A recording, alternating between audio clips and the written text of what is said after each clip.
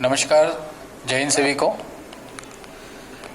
आज हम cold world war chapter का पार्ट 2 करेंगे। सबसे पहले आप लोगों को मैं एक चीज़ बता दूं। एक टाइम था जब हमारा देश अंग्रेज़ों का गुलाम था और उस टाइम हमने अपने देश की आज़ादी के लिए बहुत संघर्ष किया, बहुत ज़्यादा लड़ाइयाँ लड़ी, घरों से बाहर लेकर के हमें लड़ाइयाँ लड़ी थी, तब जाकर के हमारा देश आज़ाद हो पाया था। आज भी कुछ ऐसा ही है। आज भी हमारा देश फिर से किसी गुलाम हो गया है, लेकिन अब की जो लड़ाई है हमारी, वो लड़ाई हमें घर से बाहर निकल के नहीं बल्कि घर के अंदर रह के लड़ाई लड़नी है। और ये आज़ादी हमें कोरोना से लेनी है। देश के अंदर कोरोना महामारी के रूप में फैला हुआ है। आप सबसे गुजारिश है, निवेदन है, घर में रहें, सुरक्षित रहें और देश हित में सहयोग करें ताकि इस महामारी से अपने देश को सुरक्षित किया जा सके, बचाया जा सके। अपने और अपने परिवार की सुरक्षा के लिए घर पे रहिए। जय हिंद। आज हम लोग कोल्ड वर्ल्ड वॉर का पार्ट 2 स्टार्ट करना जा रहे हैं। अभी तक हमने पढ़ा था कोल्ड वर्ल्ड वॉर के बारे में, उसका बेसिक चीज़ पढ़ी थी हमने कि कोल्ड वर्ल्ड वॉर हुआ तो क्यों हुआ था। मैंने बताया था आपको क्यों सेकंड वर्ल्ड वॉर की वजह से हुआ, सेकंड वर्ल्ड वॉर क्यों हुआ था, वो फर्स्ट की वजह से हुआ था, और फर्स्ट क्यों हुआ था, वो ब्रिटेन की उपनिवेशवादी प्रवृत्ति की वजह से हुआ था। ये मैंने आपको लास्ट वीडियो में बताया था। अगर आपने वो वीडियो नहीं देखा है तो उस वीडियो का डिस्क्रिप्शन में उसको वीडियो का लिंक मैं आपको नीचे डिस्क्रिप्शन बॉक्स में दे दूंगा। आप उस वीडियो को देख करके अपना बेसिक क्लियर कर सकते हैं। चलिए हम कोल्ड वर्ल्ड वॉर की बात करते हैं। कई क्वेश्चन हमारे इसमें बनते हैं। पहला क्वेश्चन हमारा बनता है कि cold world war, what is cold world war, शीत युद्ध क्या है। तो शीत युद्ध की बात करते तो शीत युद्ध एक वैचारिक युद्ध था। जैसे कि शीत से समझ में आता ठंडा, यानी कि ये कोई युद्ध ऐसा नहीं था जिसमें हथियारों से या बमों से लड़ाई ली गई थी, बल्कि एक होड़ थी एक महाशक्ति बनने की, जिसे आइडियोलॉजिकल वॉर कहा गया था। अगर अमेरिका ने कोई नए एक्सपेरिमेंट किए, चाहे वो किसी मिसाइल पे किए या वेपन्स पे किए या यूनिवर्सल कोई एक्सपेरिमेंट किया उसने या कोई रिसर्च की, तो सोवियत संघ भी वही रिसर्च करता था। दोनों ही महाशक्ति बनने की होड़ थी। ब्रिटेन जो वर्ल्ड पावर था, सेकेंड वर्ल्ड वॉर के बाद विश्व शक्ति से पिछड़ गया था। अब वर्ल्ड में से 2 महाशक्तियां रह गई थी। एक था सोवियत संघ जो कि साम्यवादी यानी कम्युनिस्ट आइडियोलॉजी को फॉलो करता था। दूसरा था अमेरिका जो कि पूंजीवादी यानी कैपिटलिस्ट आइडियोलॉजी को फॉलो करता था। दोनों के बीच में विचारधाराओं की लड़ाई थी और वो विचारधाराएं क्या थी, एक साम्यवादी था, दूसरा पूंजीवादी था। अब साम्यवादी और पूंजीवादियों में क्या डिफरेंस होता है, थोड़ा सा ये जान लेते हैं। पहले पूंजीवादियों का मकसद होता है कि पैसे लगा करके पैसों को बनाना, यानी कि हर चीजों पर सरकारी हस्तक्षेप ना हो करके ज्यादा प्राइवेटेशन को बढ़ावा देना, ताकि देश में ज्यादा पूंजी का यानी कि कैपिटल का फ्लो हो सके, निवेश हो सके, व्यापार को बढ़ावा दे, देश तरक्की कर सके। वहीं साम्यवादी ये कहते थे कि जो पूंजीवादी व्यवस्था है वो अमीर को अमीर और गरीब को गरीब बना देती है, जिससे एक वर्ग अमीर पे अमीर बनता चला जाता है और दूसरा वर्ग जो गरीब है वो दिन पर दिन गरीब होता चला जाता है। इसलिए वो समझते हैं कि सभी चीजों पर, उद्योग धंधों पर, इवन एग्रीकल्चर पे भी सरकार का अधिकार होना चाहिए और जो भी लोग काम करते हैं वो सरकार के अधीन होने चाहिए, ना कि किसी निजी व्यक्ति या फैक्ट्री के अधीन होने चाहिए। तो दोनों में डिफरेंस था बस आइडियोलॉजी का, जिसके कारण इनकी वैचारिक लड़ाई थी, आइडियोलॉजिकल वॉर थी। और ये आइडियोलॉजी वॉर जो थी वो शीत युद्ध में कन्वर्ट हुई थी, जिसके बीच में सेकेंड वर्ल्ड वॉर में भी बो दिए गए थे, जिसके बारे में मैंने आपको फर्स्ट वीडियो में बता चुका हूँ। चलिए बात करते हैं हम शीत युद्ध के आगे की दौर की। जिस समय शीत युद्ध हुआ था तो शीत युद्ध से पहले अमेरिका ने जब सेकेंड वर्ल्ड वॉर में 2 बॉम्ब जापान के 2 शहर हिरोशिमा नागासाकी पे गिरे थे, उन 2 परमाणु बमों के नाम क्या थे। तो उन दोनों परमाणु बमों के नाम थे लिटिल बॉय और फैट मैन। ये अच्छे से याद कर लीजिए क्योंकि 1 नंबर में क्वेश्चन पूछता है कि अमेरिका द्वारा परमाणु बम जो यूज किए गए थे जापान के 2 शहरों पर, उनके नाम क्या थे। तो उनके नाम थे लिटिल बॉय और फैट मैन। अगला बात करते हैं हम, जिस समय शीत युद्ध हुआ उस समय 2 ग्रुप बन के सामने आए थे। एक अमेरिका के नेतृत्व में ग्रुप बना था जिसका नाम था नाटो, NATO, नाटो की अगर हम फुल फॉर्म बात करें तो North Atlantic territory of organization, उत्तर अटलांटिक संधि संगठन नाम था इसका। और इसका 1949 में इसकी नींव रखी गई थी और अमेरिका ने नींव रखी थी। इसे पश्चिमी देशों का यानी वेस्टर्न कंट्रीज का ग्रुप बोला गया था।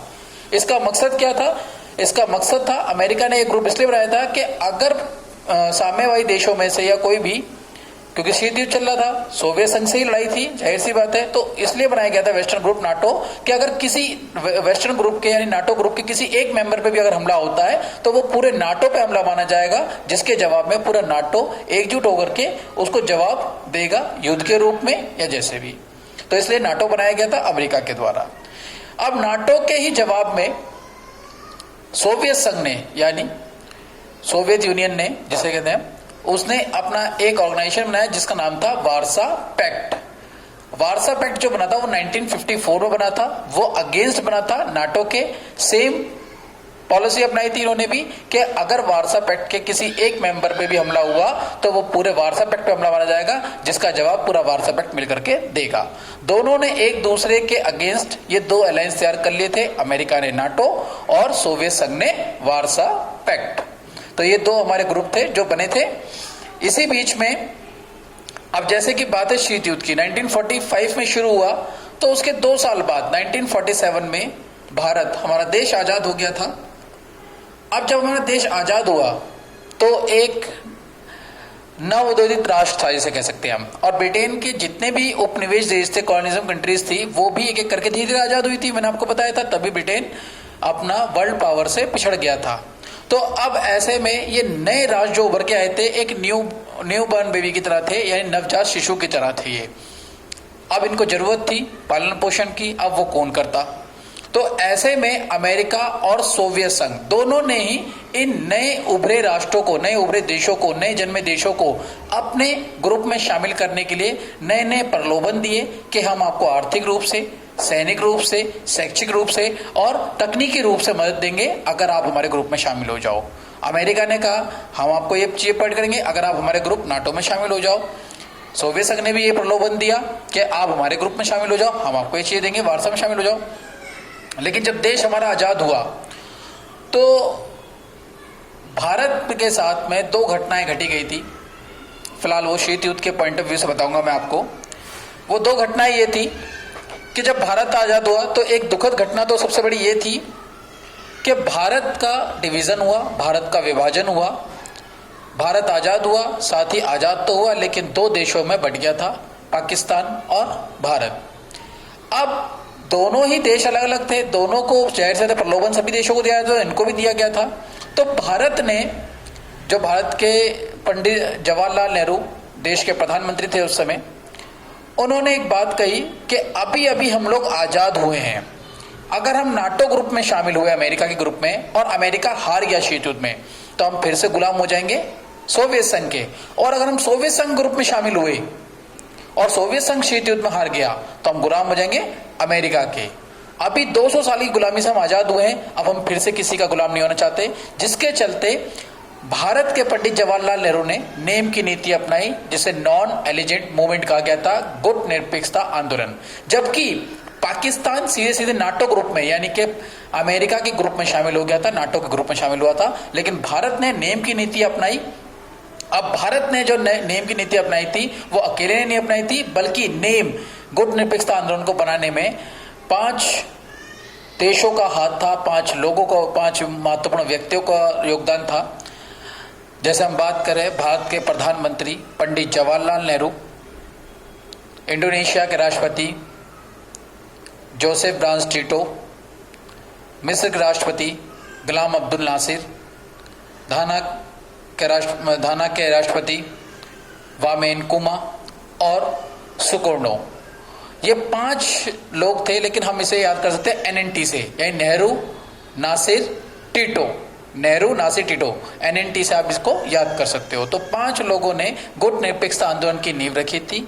जब पहली बार गुट निरपेक्षता आंदोलन का जब सम्मेलन हुआ था तो इसका पहला सम्मेलन बेलग्रेड में हुआ था 1961 में अप्रॉक्स, और जिसमें 25 देशों ने पार्टिसिपेट किया था और इसके साथ नेम की नीति अपनाई गई थी। नेम का उद्देश्य था बिना किसी शर्त के, बिना किसी समझौते के एक दूसरे को सपोर्ट करना, सहायता करना और शांति में विश्वास करना, मित्रता में विश्वास करना और कॉर्पोरेशन यानी सहयोगिता, एक दूसरे को सहयोग में विश्वास करना बिना किसी शर्त के, और गुटबंदी से दूर रहना। नेम की नीति थी गुटबंदियों से दूर रहना। इस तरीके से नेम की स्थापना हुई और नेम ने कई महत्वपूर्ण कार्य किए, जैसे कि शीत युद्ध लगातार 1945 से 1991 यानी 91 तक नहीं चला, ये बीच बीच में रुक रुक के चलता रहा। और इस बीच बीच में जो ये रुका फिर हुआ, ये कहीं ना कहीं जो शीत युद्ध को रोकने में जो महत्वपूर्ण भूमिका निभा रहा था वो नेम निभा रहा था, जो भारत के मार्गदर्शन में चल रहा था। तो नेम ने बहुत प्रयास किया और नेम रेलिवेंट भी रहा कि उसने एक तीसरे ग्रुप के रूप में उभर के आया और दो महाशक्तियों को मिलाने की कोशिश की, हर तरीके से, तकनीकी रूप से, व्यापार के रूप में, शिक्षा के रूप में, या कैसे भी करके आइडियोलॉजी को भी चेंज करने की कोशिश की थी। लेकिन शीत युद्ध तो हुआ ही, क्योंकि जो होने को मंजूर होता वो होता ही है।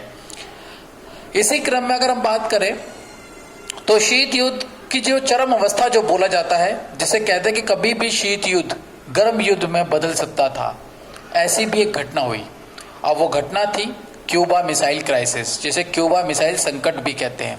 क्यूबा मिसाइल संकट 1962 में हुआ था, 1962 में हुआ था।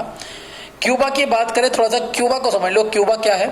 क्यूबा जो है अमेरिका के फ्लोरिडा राज्य से 90 मील्स यानी 90 मील की दूरी पर स्थित एक छोटा सा द्वीप है। अमेरिका ने क्यूबा को स्पेन से 1954 में आजाद कराया था, और जब स्पेन से अमेरिका ने क्यूबा को आजाद कराया था तो क्यूबा के संविधान में यह लिखा गया था कि अमेरिका को क्यूबा के आंतरिक मामलों में हस्तक्षेप करने का अधिकार होगा। इसी के साथ ही अमेरिका ने वहां पे अपना बहुत ज्यादा इन्वेस्टमेंट किया और वहां पे क्यूबा में पूंजीवादी व्यवस्था यानी कैपिटलिस्ट गवर्नमेंट बना दी। लेकिन समय के साथ क्यूबा जो था वो साम्यवादी यानी कम्युनिस्ट आइडियोलॉजी के प्रभाव में आया, जिसके चलते क्यूबा से तख्ता पलट हो गया और वहां पे कम्युनिस्ट आइडियोलॉजी की सरकार स्थापित हो गई। अमेरिका को इसके बारे में नहीं पता चला था। कब अब हुआ क्या नहीं पता चला, क्योंकि सोवियत संघ ने जो वहां आइडियोलॉजी चेंज हुई, कम्युनिस्ट आइडियोलॉजी की गवर्नमेंट बनी, उसका फायदा उसने उठाया सैनिक अड्डे के रूप में। सोवियत संघ ने क्यूबा को अपना सैनिक अड्डा बनाने की कोशिश की। सोवियत संघ ने अपने कई सारे हथियार, वेपन्स, परमाणु न्यूक्लियर जो भी थे, उसने सब के सब क्यूबा में स्टैब्लिश वहां रखवाए अपने जहाजों के माध्यम से। क्यों? क्योंकि कभी अगर शीत युद्ध गर्म युद्ध में तब्दील होता है तो क्यूबा से अमेरिका को ज्यादा नुकसान पहुंचाया जा सकता था। इसी की सोच के चलते सोवियत संघ ने क्यूबा के अंदर अपने हथियारों का एक सैनिक अड्डे के रूप में उसको क्यूबा को इस्तेमाल करना शुरू कर दिया। इसकी खबर जब 4 हफ्तों के बाद अमेरिका को पता चली तो अमेरिका को अब यह था कि ऐसे में अगर हम सोवियत संघ को रोकते हैं या कुछ वार्न करते हैं तो शीत युद्ध कभी भी गर्म युद्ध का रूप ले सकता है, जिससे अमेरिका को नुकसान होगा। इसके चलते अमेरिका ने बड़ी सूझबूझ के साथ एक नीति अपनाई। उसने अपने समुद्री सीमा को, बेड़े को थोड़ा सा आगे बढ़ा दिया और यह कहा कि सोवियत संघ के जहाज समुद्री सीमा से होकर नहीं जाएंगे अमेरिका की, बाकी कहीं से भी जा सकते हैं। अब जब समुद्री सीमा अमेरिका की वो पार नहीं कर पाएंगे तो वो क्यूबा तक नहीं पहुंच पाएंगे, जिसके चलते सोवियत संघ के जहाजों को वापस अपने सोवियत संघ जाना पड़ गया। और इसी के साथ ही क्यूबा मिसाइल क्राइसिस यानी क्या नाम है आपका, क्यूबा मिसाइल संकट खत्म हुआ। ये कुछ इंपॉर्टेंट पॉइंट्स थे जो हमने डिस्कस किए। आई होप आपको ये वीडियो पसंद आई होगी। अगर ये आपको वीडियो पसंद आई हो तो इसको लाइक करना, शेयर करना, सब्सक्राइब करना और बेल आइकन का बटन दबा देना, ताकि मैं आपको नेक्स्ट वीडियो, आपको जैसे भी कोई वीडियो अपलोड करता हूं तो उसका नोटिफिकेशन आपको सबसे पहले मिल जाए। ये शीत युद्ध का जो भी था हमने पार्ट 1 पार्ट 2 में एक समरी टाइप से आपको समझा दिया। लॉकडाउन है, लॉकडाउन की वजह से आप लोग भी अपने घरों में हैं और हम भी अपने घरों में हैं। ज़्यादा इक्विपमेंट नहीं है, जिसकी वजह से फिर भी मैं वीडियो बना के कोशिश कर रहा हूँ कि आप लोगों तक पहुँचाऊँ। लेकिन जैसे ही लॉकडाउन खुलेगा आई होप आपको ये वीडियो बोर्ड के माध्यम से मैं आपको ये सारे टॉपिक दोबारा से एक बार रिवाइज जरूर कराऊंगा। ये मेरा श्योर वादा है आपसे। और कोशिश है कि मैं आपको शीत युद्ध से रिलेटेड जो भी मेरे नोट्स हैं, अपने खुद के सेल्फ नोट्स हैं, वो मैं आपको प्रोवाइड कर दूंगा PDF जल्द ही। घर में रहिए, सुरक्षित रहिए। जय हिंद, जय भारत।